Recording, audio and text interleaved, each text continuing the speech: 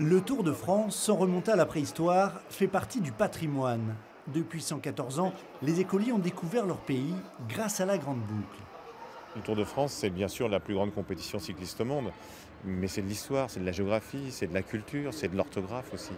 Et pendant des années et des années, les enseignants, assez naturellement, dans les années 50, 60 ou avant, ont utilisé le Tour de France pour mieux apprendre, de façon plus ludique.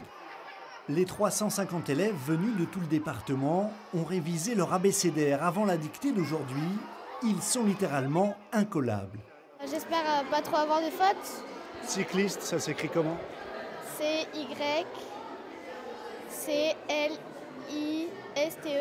Vélocipède. V, E accent aigu, L-O-C-I-P, E accent grave, D-E. En juillet, la Dordogne accueillera 2 étapes du Tour. Sur la ligne d'arrivée à Bergerac, juste devant chez lui, Cyriac n'en perdra pas une miette. Comme il passe à Bergerac, on va se lever très tôt le matin pour aller voir l'arrivée ou le départ sûrement. Moins de sommets. Le Tour de France réussit la démonstration qu'une dictée peut être amusante pour les enfants, avec aussi un peu de triche comme chez les coureurs pros. Le Bergeracois Pascal Chanteur, 7 participations à la Grande Boucle, s'est fait l'ambassadeur de son sport. Le Tour de France est une vitrine regardée par 3,5 milliards de téléspectateurs.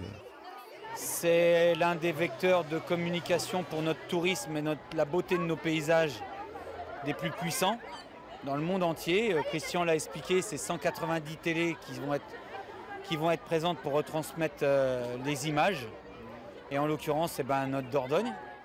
Les 9 meilleurs élèves du peloton d'aujourd'hui auront accès au village de départ du Tour de France à Périgueux et Bergerac.